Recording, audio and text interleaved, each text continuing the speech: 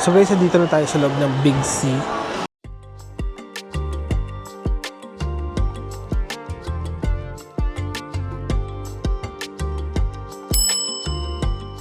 And we're gonna start with food items.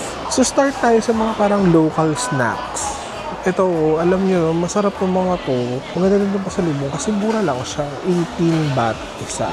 Tapos parang hindi ko alam kung buy one take one yan. Pero maganda yan kasi local snack siya dito, 'di ba? Tapos hindi it won't take too much space in your luggage.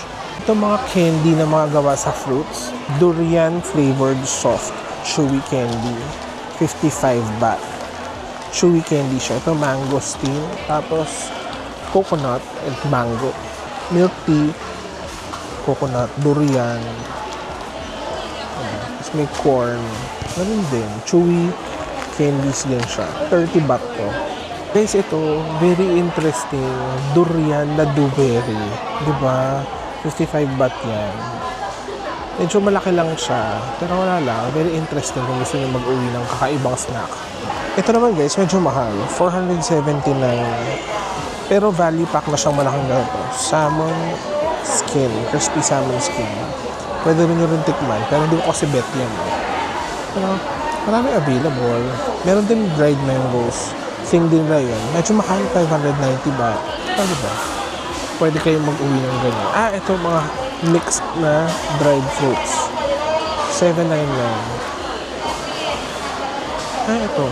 Fish crisps. Baked, not fried. Ito, ganun din. Durian bites. 780 baht.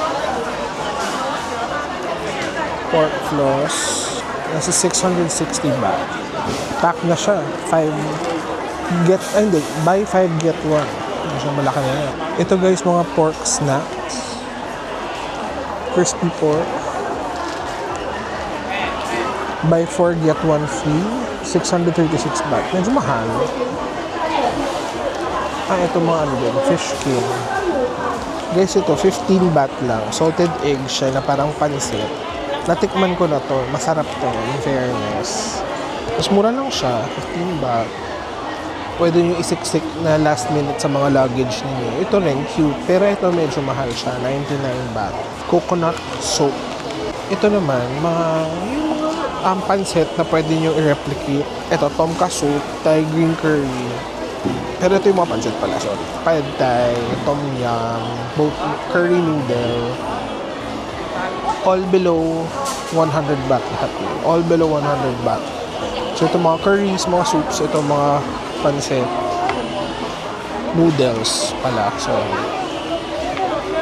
Ngayon yung mga price. Ito, maganda itong mga ganito kasi pwede nyo silang isiksik sa luggage.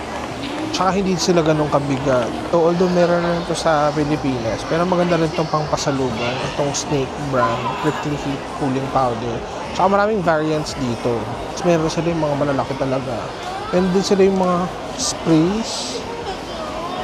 Yung mga body wash. Ito sa baba. Diba? Yung cooling mist nila mga 89 baht. Pero yung mga powder nila guys, yung mga canister na ganito, 33 baht lang yung mga ganito.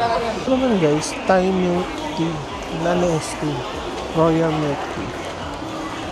Isang pack na ganito, nasa 111 baht. Diba? Maganda ito kasi hindi siya super bigat. Madali siyang siksik sa luggage. Hindi mga instant si Chatramoy.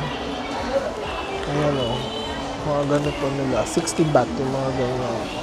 Okay din ito pang siksik sa luggage. Ito 240 baht yung ganito kadami. 1, 2, 3, 4. Diba?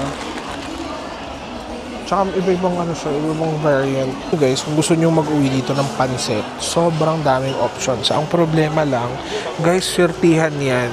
Kasi, hindi mo naman mabasa, hindi mo rin alam yung flavor, hindi mo alam kung gaano sila kaanghang. So, talagang buy at your own risk yan, unless na-try nyo na. Ito mga rice cookies nila, actually okay din pasalubong yan. Kasi hindi siya masyadong mabigat. Tapos mura lang sila, mga around 59 baht. Yung mga medyo mas malalaki, 69 to 85 baht. Shredded pork, ito mga pork products yan. Nasa mga below 200 baht. Medyo mahal, pero hindi din sila masyado mabigat. Ito mga ano, mga parang, ang tawag dyan? Beef jerky, pero pork. Ito naman parang ano, kalimutan ko ng tawag dyan. Ang sarap yan. Puro below 200 baht din. Jerky pork. So, alam niyo yung mga chicken skin na yan. Itong mga to. 39 baht.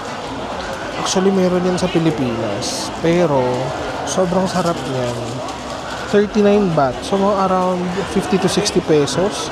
Mura na yan. Kasi ang mahal yan sa Pilipinas. So, salted egg. Yung mala. Tsaka yung normal. Sarap yan. Promise. Ito meron sila pack na ganito. 165. So, gusto kong bumili. Kaso ang haba ng pila. Pero ito guys, sobrang okay itong pasalubong kasi meron sa Pilipinas pero mahal. Guys, itong mga chicharon na to, na-try ko na din to. Masarap to. Okay din tong ipasalubong kasi magaan lang sila.